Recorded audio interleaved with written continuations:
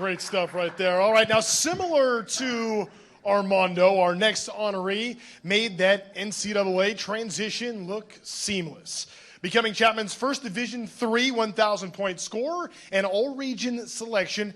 Not an easy feat in basketball, where you basically need to be one of the top 20, 30 players in the country to earn regional honors. His teams did nothing but win. They won a lot over the 4 years, helped set in motion a run of 23 straight winning seasons. Here's a tribute video to Toby Curto, basketball student athlete from the class of 1997. So Toby was kind of the blueprint of what we were looking for in a player, a person, and a student athlete. I mean, the guy could absolutely jump out the gym. I don't think people knew the type of athlete he was. He had exceptional body control and understood angles. He could score, he could drive it, he was a good defender, and he could even slam dunk it. For people who don't know it, I will verify he was a great athlete and he could dunk the basketball. Toby's greatest quality was his intelligence. I don't think I've played with a smarter basketball player than Toby Curto. He had this innate ability to understand how people would react in certain situations and then use that to his advantage. He just became a tremendous leader for us. 4-year starter, scored a lot of points.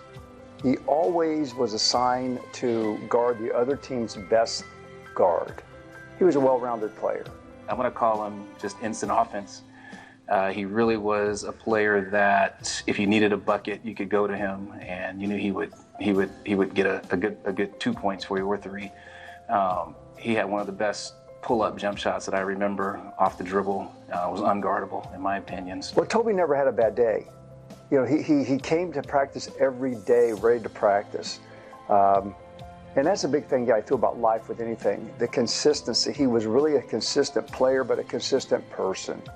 He wasn't a great vocal leader, per se, where he's yelling and screaming, but boy, did he lead by example. And when he said something, players listened to him, and they all gravitated toward him. There was always a quality with Toby that I admired that I'm not sure I ever told him I admired. He couldn't be rattled. It didn't, like, no one could get into his head. One word, I'd say dependable. Like I said, you knew what you were going to get out of him. You were going to get a no-nonsense player on the court. You were going to get somebody in practice who worked really hard every single day and made everybody else better. And then off the court, you just knew he was a true friend. He was a real down-to-earth guy. Toby, congratulations. This is long overdue. But I'm finally glad that you're getting the recognition that you deserve. It's been a pleasure playing with you. It was a pleasure playing with you. You made our program a very good program for your 4 years, and we've continued to be pretty good.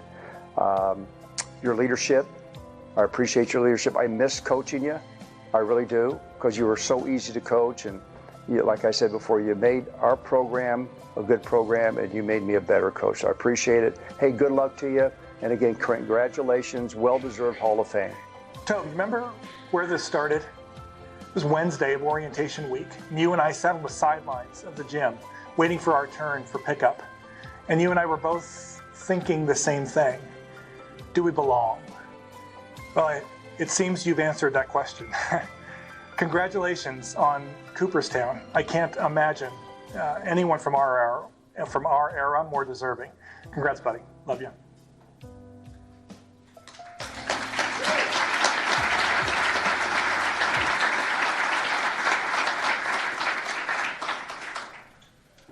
That was a wonderful tribute to Toby, and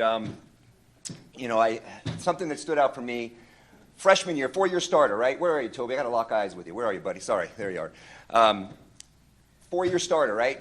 Freshman year, what happened after that freshman year? That program turned immensely, right? What was it, a 15-year winning streak, being positive in terms of games won? And I know that Toby had an amazing part of that. Again, Division II, Division III, transitional time, excelling in both. Truly, truly remarkable. I want to share one last item across the board here. I want to share what the criteria selection looks like when we go to induct someone in the hall. And I will promise you, I'll reel this back to Toby. right? Obviously, we look at what has the athlete done on the playing field, court, or in the water with all the accolades, the records, and so forth. Then we look at what did they do in the classroom academically, right? Student is before athlete and student-athlete. Then we look at what was their impact on campus? What did they do to make Chapman University or Chapman College better? And lastly, what are they doing now extended in their life, right? And I think you know where I'm going for this. I want to openly say to Toby, thank you for your service. He's a colonel in the Army, guys, right?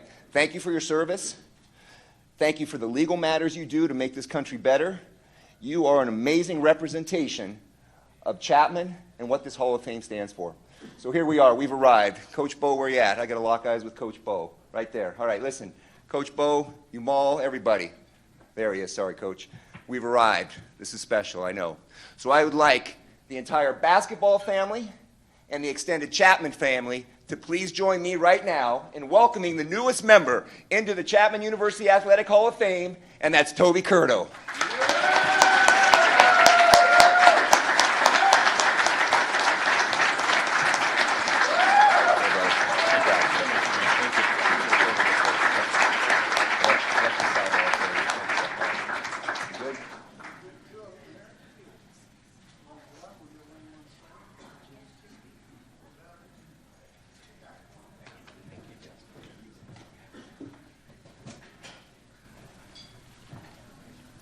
So good evening. Thank you for that very kind tribute. I'm not sure most of it was true, but I really do appreciate the opportunity to be up here. When we were getting ready for this, Doug Aiken was sending out numerous emails to get us all ready, and he asked us to do two things in particular. Number one was use notes, which our first speaker did not, and number two is keep it to 5 minutes, which our second speaker assuredly did not. So far, we've done stunningly well, so it's my privilege and honor to be up here. So thank you to the selection committee for choosing me for this honor.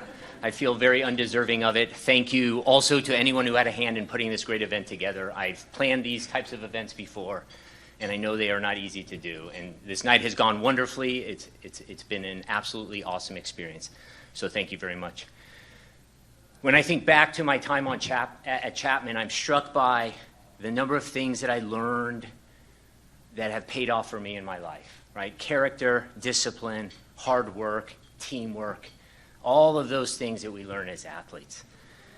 When General Douglas MacArthur was the superintendent at the United States Military Academy at West Point, he said, "Upon the fields of friendly strife are sown the seeds, which on other fields, on other days, will bear the fruits of victory." So those of us who have participated in any types of athletics, but certainly athletics at the collegiate level and the D3 level, know that what we had done for us was seeds planted deeply, that we have the opportunity to have them bear fruit on other fields in other occasions. And I am tremendously thankful for all that was instilled in me in my time here. But I, of course, didn't do this alone. None of us do. So there are many people that I would like to thank and recognize briefly this evening. The first is my Savior, Jesus Christ, who continues to bless me far beyond what I deserve.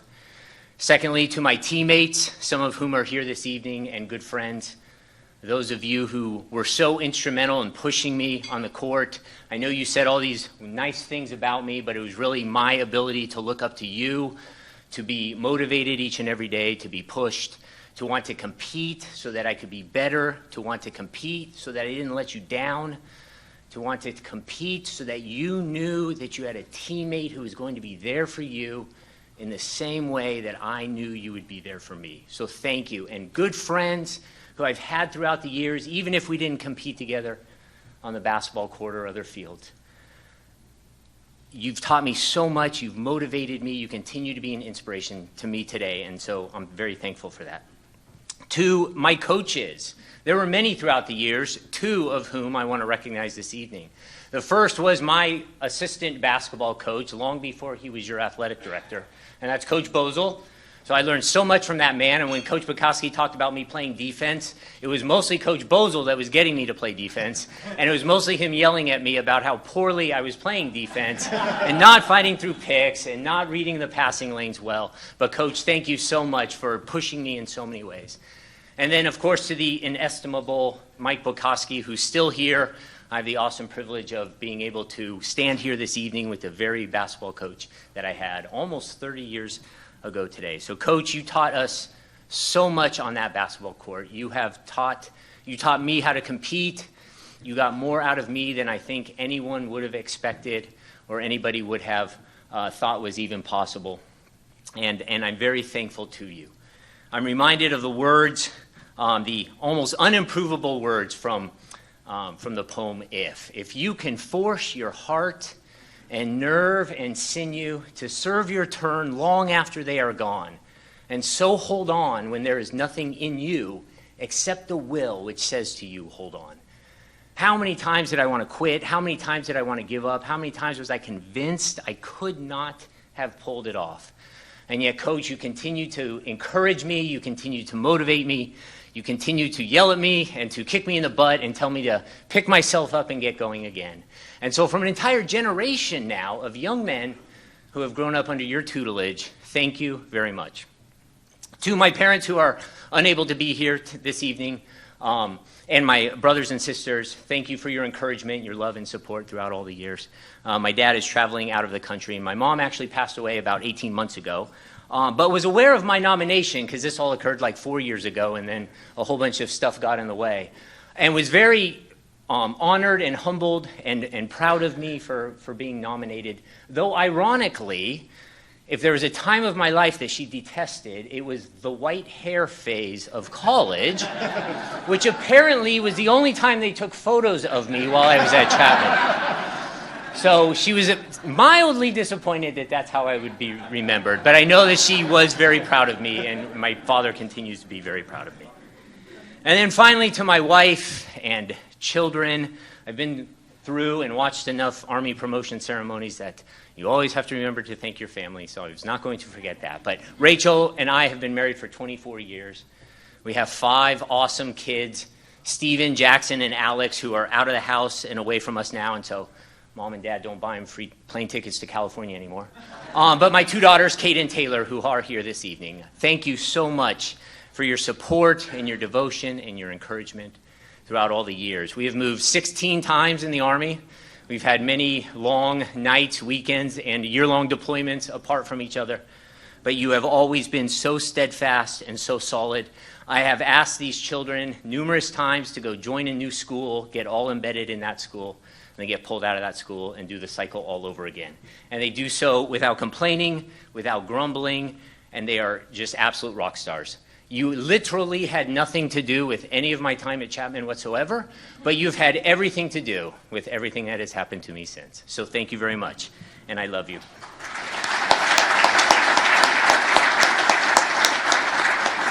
So in closing, for the last almost 23 years, I've had the privilege of being an attorney and an officer in the United States Army. The best army the world has ever seen, in the largest, oldest, and I would say most distinguished law firm in the entire United States. And also, though, and most importantly, the best leader development organization in the entire world. For 23 years almost, I've had the opportunity to have young men, or I've had older men and women who have taught me, who have trained me, who have demonstrated excellence for me, who have prodded my intellect, who have motivated me, and have made me want to be a better person and a leader. And now I'm the old guy in the Army, and I get to have young soldiers and young attorneys who are cutting their teeth in the law, and more seasoned professionals. And we get to file motions, and we get to try cases, and we get to advise commanders, and we get to deploy, and we get to do all those really cool things. But what we do more than anything is we talk about character, and we talk about discipline, and we talk about leadership, to be stewards of the profession, to be servants in our calling. And I've had the success that I've had and the opportunities to do this in no small part because of the very lessons that were instilled in me upon the fields of friendly strife here at Chapman University. So to everyone here this evening, thank you for all you have done to support this organization, this university, but also in support of us this evening. Go Army, beat Navy. Good night.